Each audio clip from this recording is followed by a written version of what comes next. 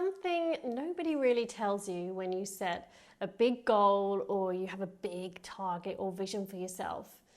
People talk a lot about what it takes to get there, the actions involved, like all of that jazz. But they don't tell you that you might get there, get to that vision, get to that goal, and feel crickets, nada, nothing at all.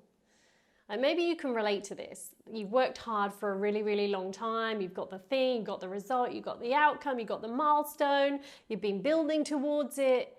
And in the quiet, after you have got there, there is like an initial yippee, pat on the back, and then you're already on to more. The next thing, it's already pulling at you. Most people I work with have felt this numerous times. Some of them have felt it for their entire careers. And often they think it means, I haven't achieved enough yet. I need a bigger goal. I need a bigger vision. That is going to be the key. Or maybe it's not a problem at all, and on to the next thing is just literally who they are. But by the end of this video, I want to show you the goal's not the problem, the vision's definitely not the problem, you're not the problem, but what it's costing you is actually a problem. And for most people, they don't even see it. If you are somebody with an incessant drive for more, and a hunger for bigger, for bolder, it can feel like, hey, what's the issue here? There's no problem. But for most clients I work with who are ambitious and who are continually rolling on to the next thing, it comes without any celebration or acknowledgement of themselves or being able to really feel good about what they've accomplished. They know that this takes its toll. The most obvious cost is that they're always on to the next thing before the last one has had a chance to really settle. You know this, if you're working, you're achieving, you're moving, you're taking action, and there's like a hunger underneath it that never quite goes away because nothing you do really feeds it. The biggest thing to suffer, if you resonate with this, is usually relationships, because in the constant drive, there is not a lot of space for other things. The perpetual motion takes no prisoners. And then eventually you look back at a life full of things that you've built, things you achieved, people who were there, and the inside of that life feels strangely empty. Not because nothing happened, quite the opposite, because you weren't quite able to receive any of it when it did. So what's actually running this pattern is what I call the receiving bind. It's one of 4 patterns I see come up again and again and again in the people that I work with. Receiving is a somatic capacity. It's the body's ability to let something in and hold it, to let it land. That can be something you've achieved, acknowledgement, celebration, praise, recognition, love, help, the full weight of something you've worked hard for. All of those need the same thing from you, which is the ability to let good things land rather than immediately moving on, deflecting, minimizing, or converting them into the very next ambition.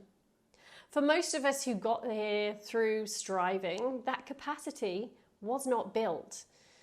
Not through any fault of ours, not because generally anything dramatic happened, but often because the environment we grew up in just didn't model it. Maybe receiving felt unsafe, or it came with conditions, or it drew the wrong kind of attention, or the role models we had weren't modeling this behavior. Maybe achievement was expected, but it was never celebrated. And the only thing that received attention was the next thing, the next bigger thing. So the body learned to keep moving and to refuse on a level beneath your conscious thought the experience of having things arrive. So by the time you've built a career on that, the pattern's invisible to you. You don't feel it like refusal, you feel it as drive, as being somebody who is never completely satisfied. The hunger can feel like quality rather than what's underneath it. So here's the part that makes this really, really hard to catch. You'd think that the more you achieve, the easier receiving gets. But actually it works the other way. The more you achieve, the bigger the incoming wins are, the more there is to deflect. The capacity to receive doesn't grow automatically with the scale of your achievements or your life. If anything, it can contract. You can get really good at the deflection. You've got more opportunity for it. It can become more automatic, more invisible. It can feel like humility, a person who doesn't make a fuss.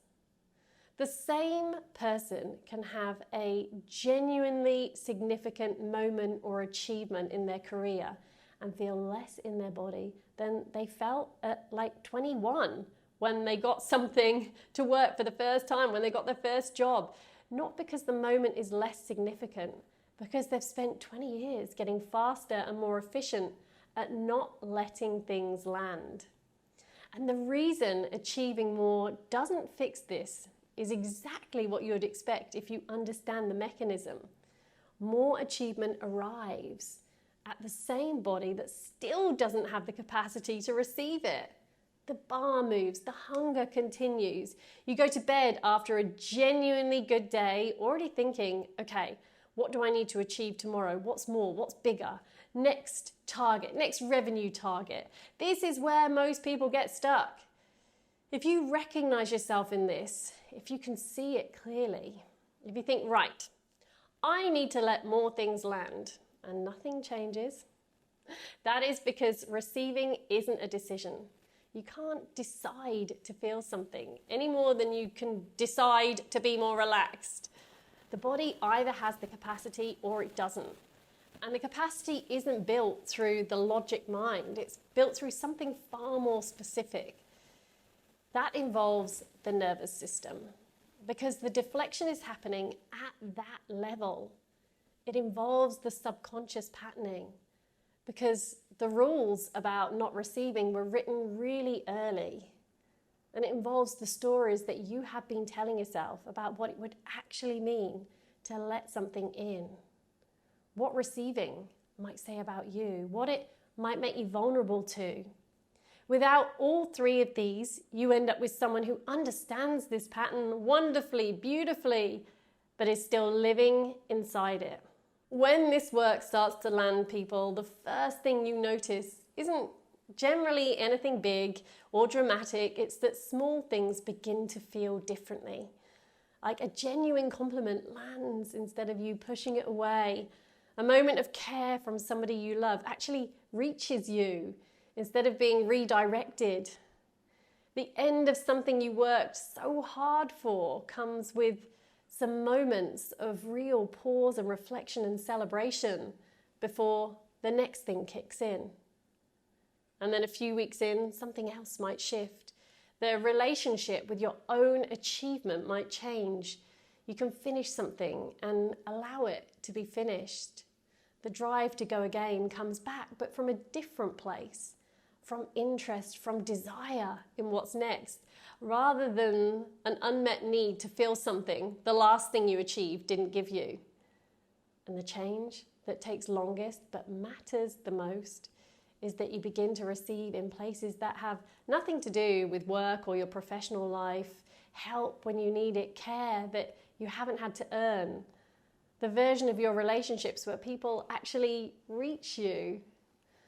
If you've been working hard for a long time and the inside of your life doesn't feel the way you thought it would, the issue is not what you've built.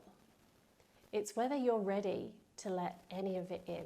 The receiving mind is one of 4 patterns I see come up over and over again. The others are about pace, standards, and being seen. They tend to overlap. One is usually loudest. The invisible ceiling quiz on my website maps which one is most active for you right now. The link is in the description. You can find it at helenaday.com.